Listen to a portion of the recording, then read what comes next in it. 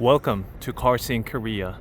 I introduce newly introduced Genesis, Hyundai, and Kia cars, and I have in front of me all new 2021 Elantra. And this 2021 Elantra comes in 9 different colors, but among 9, 6 of them are either gray or dark, and they mostly originate from the gray color. This Elantra in front of me is cyber gray, and that major triangle that you can find on the door panel is where all this Elantra started with its design. And just look at it right now under a general sunlight outdoors. That triangular shape stands out with a definitive shadow, and it really stands out as if it's like a decal or some kind of a paint written on it. Well, that's not the case. It is just a design casually sitting right there. Unlike the conventional sketch design, they started off on a computer graphics, and from that point they literally cascaded. Utilizing the parametric method, they formulated this triangle, and they have implemented towards the front, the middle, and the rear. And this is the signatory cascading grille. Instead of a traditional front facing forward badge right here, they put it on the hood. And of course they've been playing around with the size of the emblem and whatnot, but that they found out to be the best fit and size for this Elantra right here. And as much as this Elantra has utilized the triangular shapes and design overall, they also paid a close attention to safety features as well. So if you look from the side, like 90 degrees from the left and right of the car, you could see that the car is not being pointed out. Should there be a pedestrian hit by this Elantra, it will also protect the passenger as much as a car can. And unlike the many rumors, the design of this Elantra has been somewhat like this from the very beginning. And another thing that the designer of the Elantra has pointed out is that this design might just be a little much on roads of South Korea, because the scenery and what you have on the background is really important when it comes to the harmony of the design, as we all know. So this Elantra's triangular design, or the design in general, may not fit flawlessly with the background, especially when it's hitting the road, when it's being driven around on the streets with other cars, because honestly it's really hard to find a car with a unique design cue such as Elantra.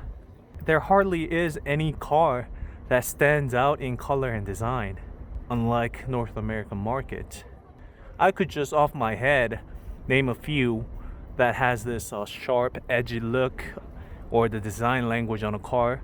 I could name a full list of them from Nissan and Cadillac. There's many cars that they have implemented this rigid and straight lines to provide a strong character lines on a car, but that's not really the case in South Korean market. And it's, of course, when it comes to triangles, it's never seen before. It's one of a kind and only unique to this 2021 Elantra. And it's also shown on this wheels as well, the parametric design. They let it fall. They literally connected the dots and lines, and this is what they have come up with. This parametric design that gently fits and falls with the exterior design of Elantra overall, provides that definitive look never seen before, a tabooed triangular design on a car. And actually, this cyber gray color right here is really best at standing out and exaggerating the character lines on this Elantra, because it has a somewhat matte finish compared to other cars. Just look at the blue one in front of it, and also refer back to that gray one. Because of the matte finish, it really points out and highlights the design of Elantra That's not only shown on the door panels, but of course it starts from the front, connected to the fenders, and pay a little attention to this stretched out bonnet. And right here. And just to be clear, this is not a fitment issue. The design has been that way intentionally so that it doesn't interfere with the fender when you close the hood or when you're doing a gentle cruise rides. So starting from the front of the car, connected to the sides, which runs seamlessly to the rear of the car and completes the character line like so. And this is where everything gets connected. And if this car or the rear part is made out of a metal, this simply just is not possible. Connecting how many lines? 1, 2, 3, and 4. What this Elantra has done instead is that this part right here is actually made out of plastic. Not that they have cheaped out on the material or they have compromised the safety. They actually have a well, mostly when you get rear-ended or when you get involved in an accident, it's mostly the beam that provides the safety, not the trunk or not anything else. But either way, the trunk itself underneath is actually made out of strong steel that meets the standards. However, they have thrown on this plastic material on top to complete the look and complete the design. And that's the same case for this black blades right here. Elantra has integrated this right here, which is also painted, finished in gloss, high gloss. They have created this a little bit of an illusion that kind of gives this Elantra a fastback design look. We've seen this on a Optima, Kia Optima, and you probably can tell already that because of the color, it doesn't really highlight that triangular part right there as much as the space gray did in the front. So one brilliant thing about this fastback-like design that they have integrated is that this Elantra does not have to sacrifice the headroom, because if it's a fastback design, the line starts to fall under right from that point all the way to the trunk. But that's not the case with Elantra. And for the wheels, they come in 15s, 16s, and the biggest one being the 17s, the one I have in front of me, which is this parametric design. But 15s, they do come in two different design. There's only one design for each 16 and 17. And moving back to the rear design of Elantra, we could immediately notice this big H logo that represents Hyundai, and that will be more distinctive during the night times when the lights are on. And also from that fastback design that gets carried down throughout here and right here, they have this ducktail like spoiler. So with this unique triangular design, the result is that it actually has lower air drag coefficient than G70. And G70 is actually built and meant for a performance cars. So that actually means a lot.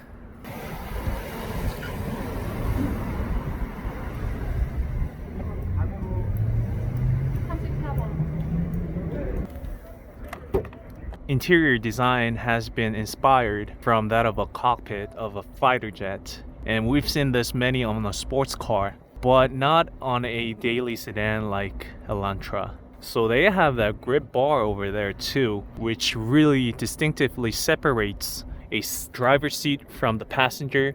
That says and shows Elantra cares about the driver, and this car is driver oriented. And also that shift lever, gear lever, is also very short compared to the traditional and conventional tall ones. And also that display, if you look at the display over there, even the display is slanted and it's facing towards the driver. just like what the sports cars do. And that goes the same for this left part as well. We haven't seen much of this design other than the latest Sonata. This provides plenty of room to grip on, so this should be really comfortable. And again, just like the sports cars, many buttons on the steering wheel so you don't let go of your hand off the steering wheel when driving. And following through the layouts of typical Hyundai cars. And this panel over here, I believe it's left empty at the moment, but many of interesting features will be added on here for future models to come, such as the hybrid or electric, or even the N model. The rumor has it a lot of interesting and high technology feature will be added on here, so let's stay tuned and see what they bring up. I've seen that design on GV80 as well as G80. Not that they have or share the same design, but they have that seamless curvy room lights. And one more thing that I notice is how high this center console actually is suspended or sits from the ground level of the car seat right here. Honestly, there is no need for Elantra to be as tall as this, because as we know, this is a front wheel drive. It's not like there's a differential on the rear or a drive shaft running through the center console. So there probably wasn't a need for this very high, tall center part, but I have a good feeling that they have done so that they can best mimic or give the feeling of that sports car like type car, because everything else, it's really following through that traditional sports car like interior. Once again, that short gear knob and also that grip handle, and everything has been driver focused, driver centric design that separates from the passengers to a drivers. So that really completes the look. I still don't see any aluminum here, unfortunately, and no kick panels. Quick rear seats.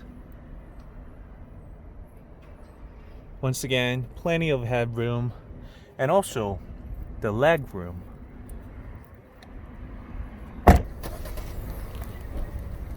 (2021) Elantra has gotten bigger in all dimensions except for the ground level to top. They got a little less taller than before. Everything else, they got bigger and wider. So they became low and wide.